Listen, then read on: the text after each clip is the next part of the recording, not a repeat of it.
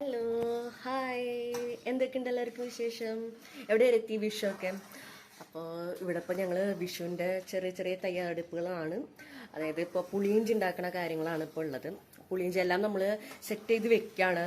എല്ലാം അന്നത്തെ ദിവസം ഉണ്ടാക്കുന്നതിന് പകരം ഇങ്ങനെ ചെറിയ ചെറിയ സാധനങ്ങളൊക്കെ, അതായത് പുളിയിഞ്ചി, അച്ചാർ, ഇതൊക്കെ ഇപ്പോൾ ഉണ്ടാക്കി തുടങ്ങാണ്. അപ്പോൾ അതേ പുളിയിഞ്ചിയാണ് ഇന്ന് ഉണ്ടാക്കുന്നത്. അപ്പം നമുക്ക് പുളിയിഞ്ചി ഉണ്ടാക്കണതാണ്. അമ്മ പുളിയിഞ്ചി ഉണ്ടാക്കണം. അപ്പോൾ ഇതിലിപ്പോ എന്തൊക്കെയാണെന്ന് വെച്ച് കഴിഞ്ഞാൽ ഇതിന്റെ ആദ്യം തൊട്ട് എടുക്കാൻ പറ്റിയില്ല. അപ്പോൾ ഇതിലിപ്പോ ഒരു 250 പുളിയും പിന്നെ ഒരു 5-6 ബെല്ലം ശർക്കര, പിന്നെ ഒരു നുള്ള് മുളക് പൊടി, ഒരു നുള്ള് മഞ്ഞൾപ്പൊടി, പിന്നെ എന്തിട്ടാണ് പിന്നെ ഒരു ചെറിയ പീസ് കായം, പിന്നെ എന്തിട്ടിട്ടമ്മ, പിന്നെ ഒരു നുള്ളു ഉപ്പും. ഇത്രയാണ് ഇട്ടേക്കണത് കേട്ടാ. വേറെ ഒന്നും എനിക്ക് ഇട്ടിട്ടില്ല. അപ്പൊ അത് ഏകദേശം വറ്റി വരാനായിട്ടുണ്ട്. കൂടുതൽ നമ്മൾ ഇതില് മുളക് പൊടി നീണില്ല, ഒരു നുള്ളനെ ഇട്ടാൽ മതി. കാരണം ഇനി നമ്മൾ പച്ചമുളകൊക്കെ ആഡ് ചെയ്യും. അപ്പോൾ അതിൽ നല്ല എരിവ് വരും. പിന്നെ എനിക്ക് നല്ല സ്വീറ്റ് ആയിട്ടിരിക്കണം കേട്ടോ എനിക്കിഷ്ടം. തെറിച്ചൊക്കെ ഇങ്ങോട്ട് വരുന്നുണ്ട്. നല്ല ഇത്തിരി മാറിയെന്നോ, നല്ല ചൂടുണ്ട്. അപ്പോൾ അത് നന്നായിട്ടിരുന്ന് വറ്റി വരണം. ഇനി വറ്റി വരാൻ നന്നായിട്ടല്ല, കുറച്ച് ലൂസ് കൺസിസ്റ്റൻസി ആയിരിക്കണം. എന്നിട്ട് കുറച്ച് കഴിയുമ്പോൾ നമുക്ക് അതിലേക്കുള്ള സംഭവങ്ങളൊക്കെ ഇനി ആഡ് ചെയ്യാം. എനിക്കിഷ്ടമുള്ള ഒരു സംഭവമാണ് പുളിയിഞ്ചി എന്ന് പറയുന്നത്. പുളിയിഞ്ചിൻ്റെ ജീവനാണ്. അപ്പം ഇത് 15-ാം തീയതിയാണ് വിഷു വരുന്നത്. അത്ര നാൾ നിൽക്കുമെന്ന് അറിയുന്നില്ല. അപ്പോഴേക്കും ചിലപ്പോൾ പുളിയിഞ്ചി കഴിഞ്ഞു എന്ന് വരും ചിലപ്പോൾ. കാരണം ഞാൻ അത്രത്തോളം എടുത്ത് കഴിക്കും. വെറുതെ ഇരുന്ന് കഴിക്കാൻ എനിക്ക് ഭയങ്കര ഇഷ്ടമാണ്.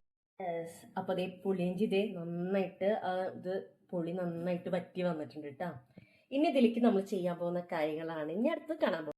നമ്മളിനി ഒരു പാൻ വെച്ചിട്ടുണ്ട്. ഇനി നമ്മൾ ഇതില് വെളിച്ചെണ്ണ ഒഴിച്ച് അതിലേക്ക് ഈ സംഭവങ്ങളൊക്കെ ഇട്ട് മൂപ്പിച്ചെടുക്കാൻ പോവാണ്. ഇതൊരു 3 പച്ചമുളക് ഉണ്ട്, ഇതൊരു വലിയ പീസ് ഇഞ്ചി, പിന്നെ 2 വറ്റൽമുളക്, പിന്നെ കുറച്ചധികം കറിവേപ്പില വേണം. പിന്നെ നമുക്ക് ഇതിലേക്ക് ഉലുവ, പിന്നെ കടുക്, ഇത്രയും കാര്യങ്ങളാണ് ഇതിലേക്ക് ആവശ്യമായിട്ട് വേണ്ടി വരുന്നത്. അപ്പൊ നമുക്കതൊക്കെ ഇട്ട് മൂപ്പിച്ചെടുക്കാം. അപ്പൊ അത് വെളിച്ചെണ്ണ ഒഴിച്ചിട്ടുണ്ട്. ഇനി അതൊന്ന് ചൂടായി വരുമ്പോ അതിലേക്ക് നമുക്ക് കടുകിടാം. കുറച്ചധികം വേണം കടുക്. ഇത് എടുത്തിട്ടുണ്ട്, ഒരു ചെറിയ സ്പൂൺ എടുത്തിട്ടുണ്ട്. അപ്പോൾ 1/2 ടീസ്പൂൺ ഇനി ഉലുവിടാം.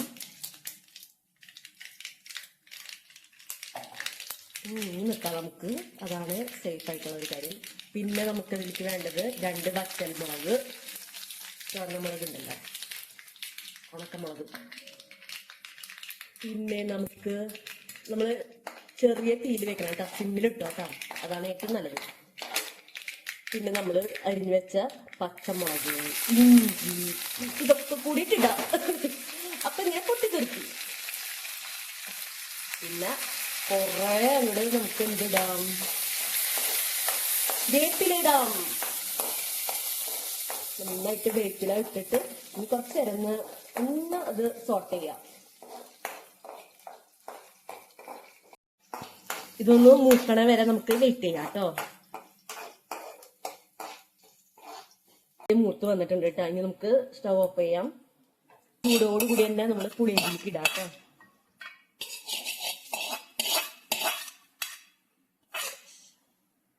നന്നായിട്ടൊന്ന് ബ്ലെൻഡ് ചെയ്ത് കൊടുക്കാം. ആഡ് ചെയ്തോളൂ. ഹായ്, നല്ലൊരു സ്മെല്ലൊക്കെ ഉണ്ട് കേട്ടോ. കുറച്ച് ഓവറായാൽ എല്ലാവരും ശ്രദ്ധിക്കും. കണ്ട ഇതെങ്ങനെയുണ്ട്? സൂപ്പർ ആയിരിക്കും. അപ്പൊ നമ്മുടെ പുളിയിഞ്ചി റെഡി ആയിരിക്കുന്നു. ഞാനൊന്ന് കഴിച്ചാക്കോട്ടെ. ചൂടുണ്ടാവോ?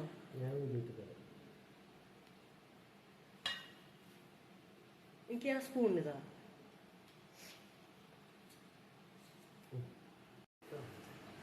അപ്പതേ ഞാൻ പുളിയിഞ്ചിന്ന് എടുത്തേക്കാണ്.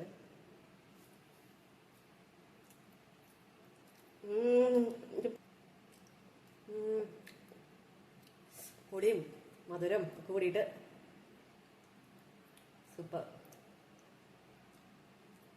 ഇതുണ്ടെങ്കിൽ നമുക്ക് ചോറിന് വേറൊന്നും വേണ്ട. ഒരു പെരി അല്ലെങ്കിൽ ഒരു കറി ഉണ്ടെങ്കിൽ ഇതും ഉണ്ടെങ്കിൽ കുശാലായി. ഞാൻ കുറച്ചുകൂടി കഴിക്കട്ടെ കേട്ടോ.